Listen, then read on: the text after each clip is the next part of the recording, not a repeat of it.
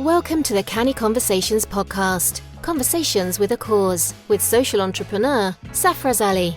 Hello and welcome to Canny Conversations.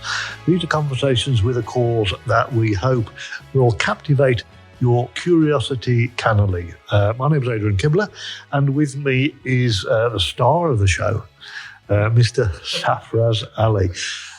Saf, how are things? All right, not too bad. Good to see you again. We're always talking about work and business, and that, of course, is what it's all about. But you do something with a young person's football club, don't you? What's that all about? Oh, I do. Two football clubs I work with. One is called BYSA, Birmingham Youth Sports Academy, and the other one is JABS, Junior Academy of Birmingham Sports. So both football clubs, Birmingham related.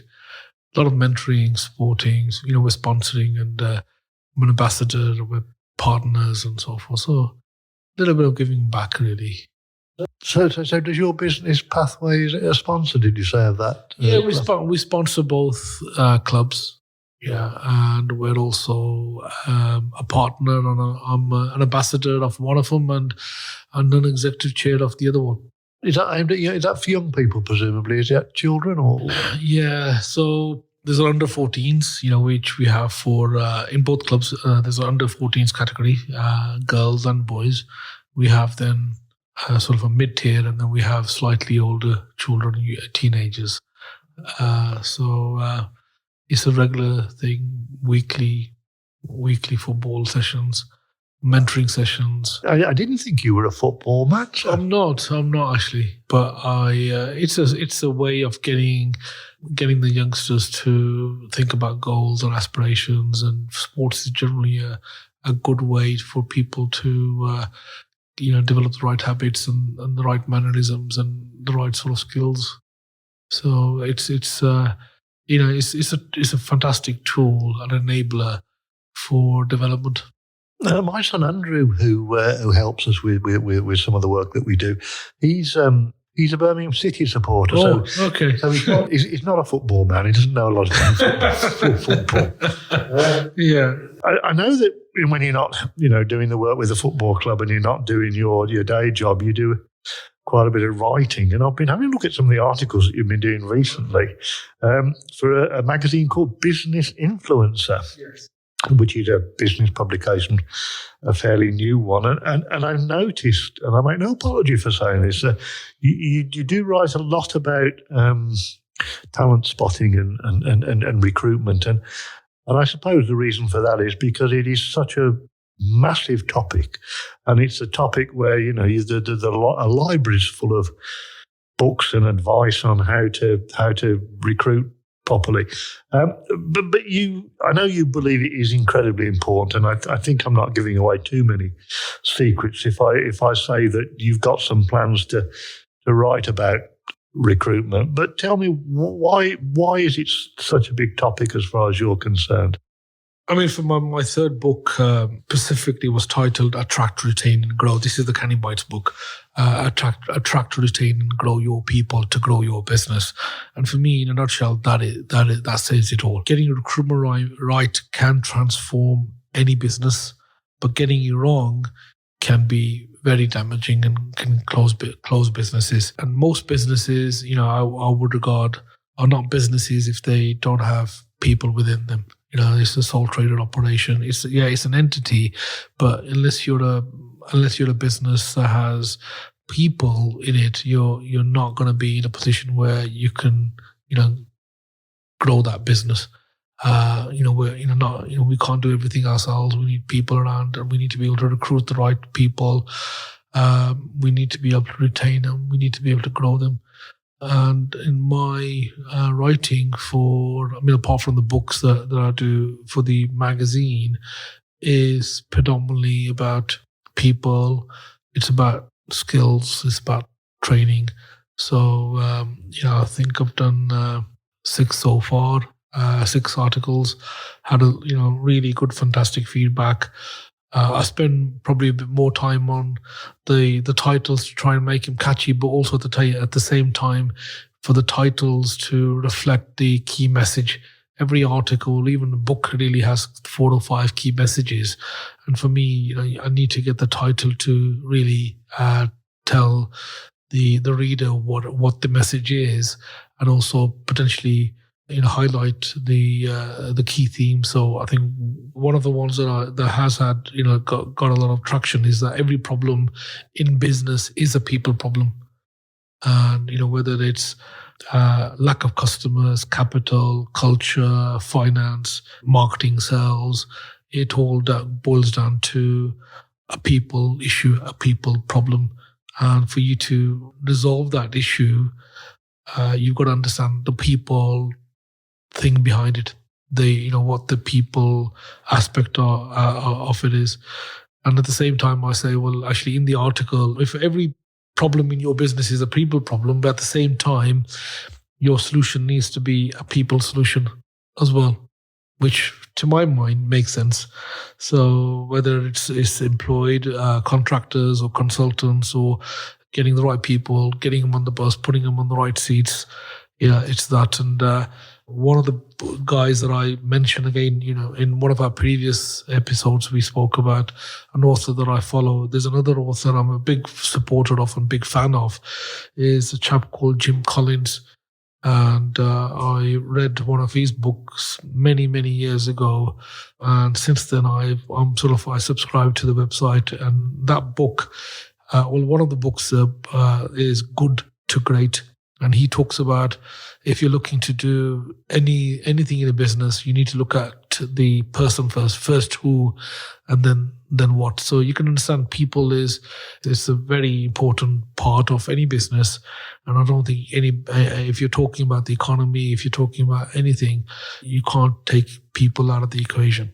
I mean, I think I'm right in saying, didn't I see you in a panel with Jim Collins? Is that the same chap? Am I thinking of the right same? No. I mean, Jim Collins is a megastar in the world, but I am on some panels, and I do. I mean, I'm lucky enough to be able to speak on this topic. But Jim Collins is a mega star in this world, and my inspiration is probably to just at this moment I'm just to soak up the energy and see him live and see the activity, as opposed to possibly sitting on a panel with him or sharing a panel on the stage with him. But this topic, we have spoken about people recruitment before, but you've got to think there's podcasts, thousands of them that talk about recruitment, and all they do is talk about people or recruitment.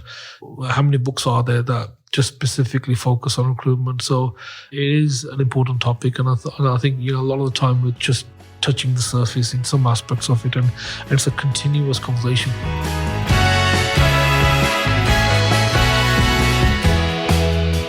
I mean, it is a complicated issue, isn't it? Because and perhaps we can talk a little bit about this, because actually recruiting the person who perhaps is best qualified and with the most experience isn't always the best for the team, is it? There have been a lot of examples, in sport, for example, where people have, had huge talent, but perhaps they haven't been considered to be team players, and maybe they've not been selected.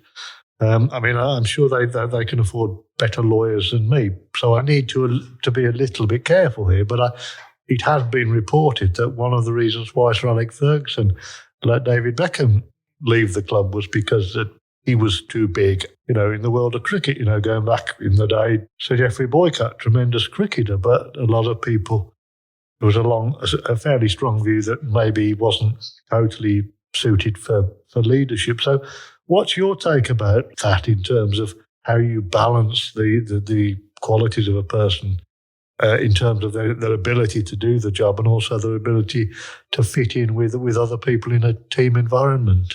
I mean, there is a school of thought, and I'm a little bit on the fence on this one, which is that a business shouldn't necessarily rely on individual talent so much. So it goes something along the lines of, don't hire A players, because firstly, they become harder to scale.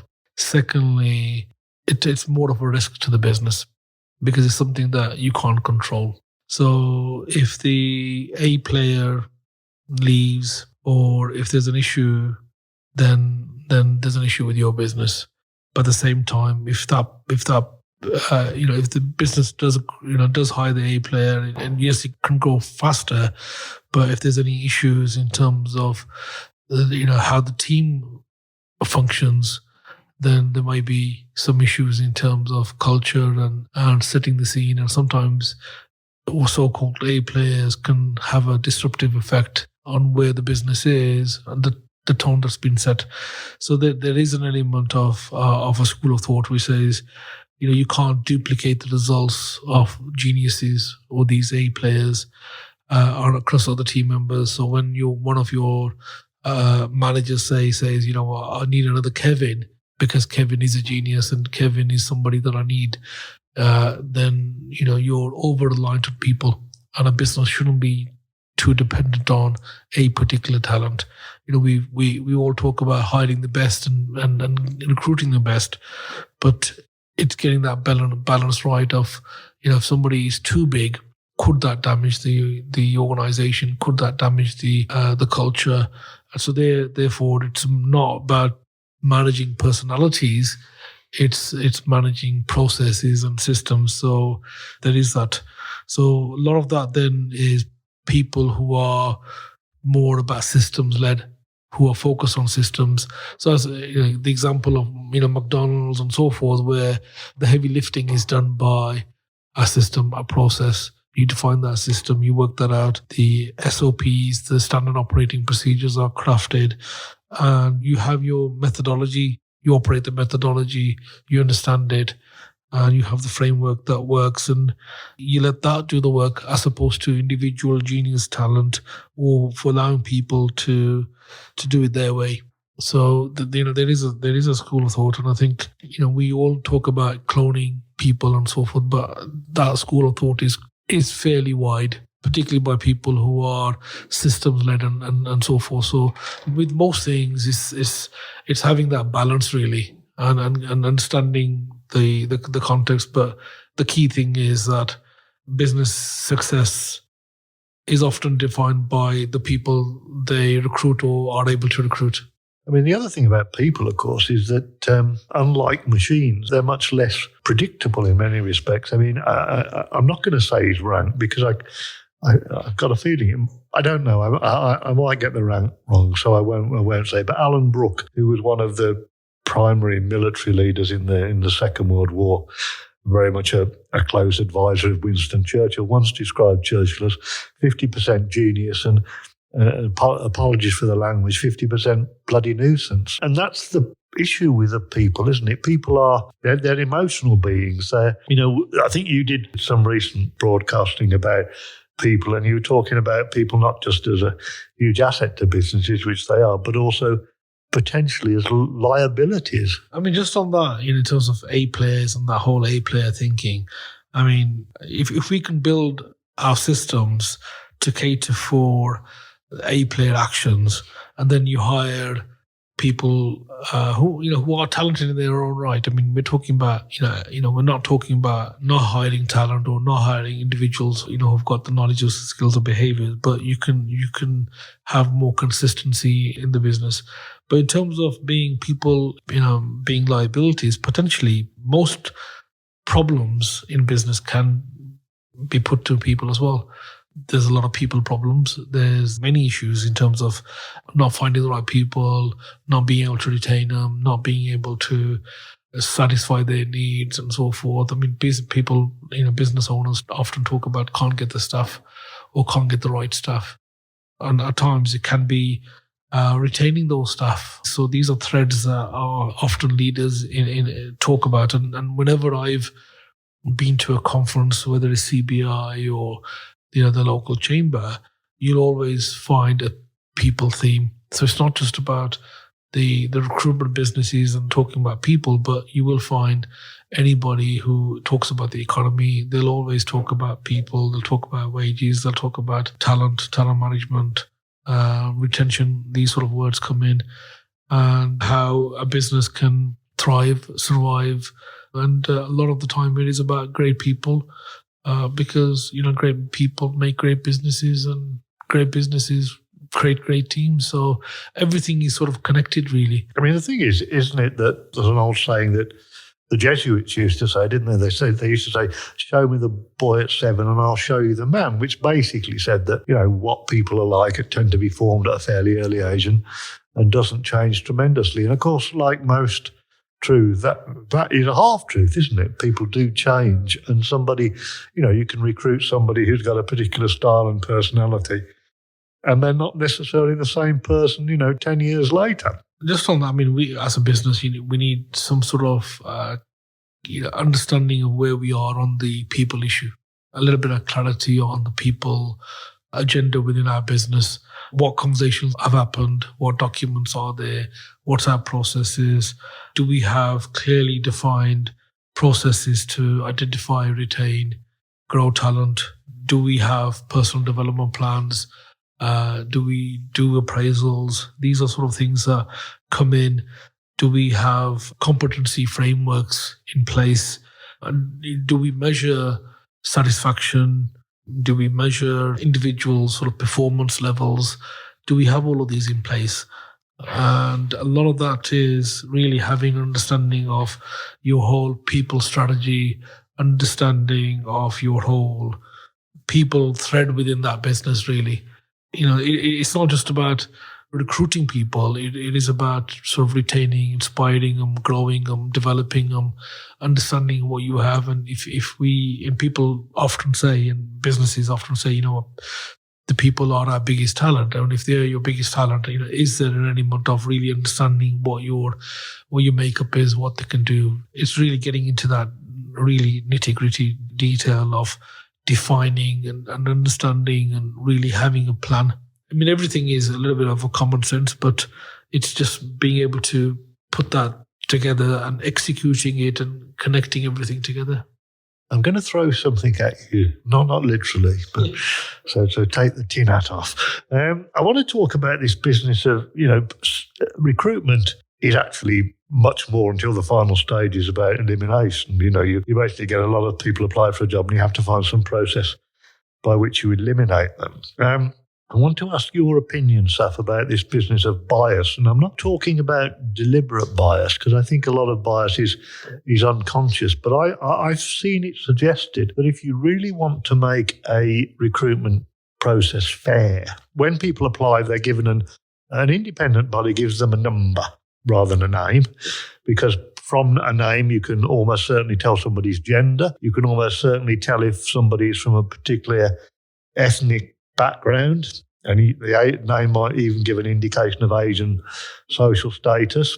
That there shouldn't be a date of birth on any application in order to remove any risk of age discrimination. That's quite difficult when you're talking about experience, I suppose, but no naming of schools on any application, colleges or universities, because, if you've been to Eton College and Oxford or Cambridge, that in itself would give an indication of social status. And I'm just wondering that when you've gone through that process, it's even been suggested that when you conduct the interview, you should actually not interview the person face to face, but you should have the interview with the person in camera, in other words, not visible to the panel, because we're all influenced by things like appearance. We might not think it, but we are.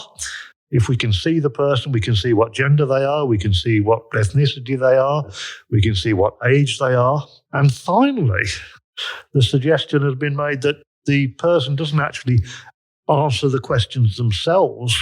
They use some sort of voice synthesizer. If you can hear someone's voice, then you know what gender they are. You might well know what ethnicity they are.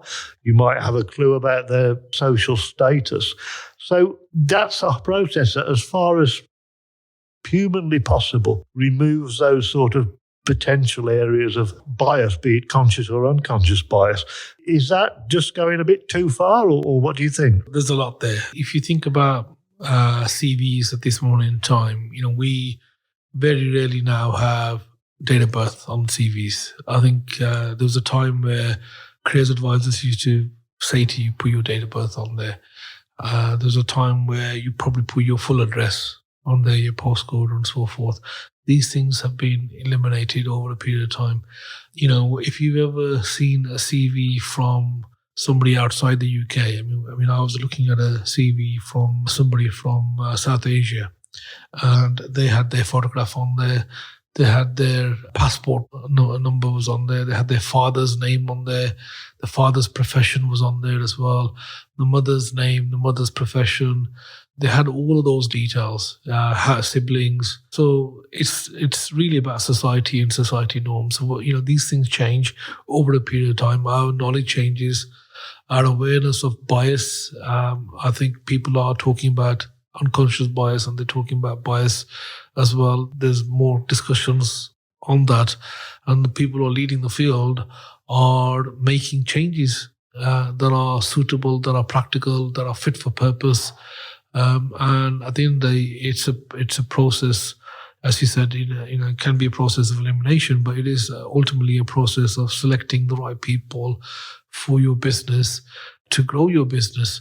So people are often attracted as well by people. Just as we've used the example before, where people buy from people are also attracted to businesses now in terms of the person brand, the individuals that are working in the business, as well as the employer brand. And what you find is that the employer has certain amount of values, their beliefs, and so forth. And a lot of it is about transparency, and it's about having the right information, the right data. And what you find is that the selection process can have an element of positive action as well. So it's really about curtailing that employment. The law does allow that. You've got to look into context. I've come across, as you said, the use of artificial intelligence to enable sort of hidden talent to be considered. That's a thought process. I think there are definitely different examples where some organizations are leading the way, and we have got many sort of people who are role models, who we can learn from. And I think it's about being aware. Most of this is about having that emotional savviness and understanding that, and having somebody who's asking the right questions. And what you find is that if you're measuring, if you're recording the right things, you're able to take the positive action that you need, and you're able to make a difference without curtailing your chances of getting the right people. But what you find is that it's not just about getting the organization, getting the people into your organization. It's not just about recruiting. It's about how you retain, and that a lot of that is then about culture.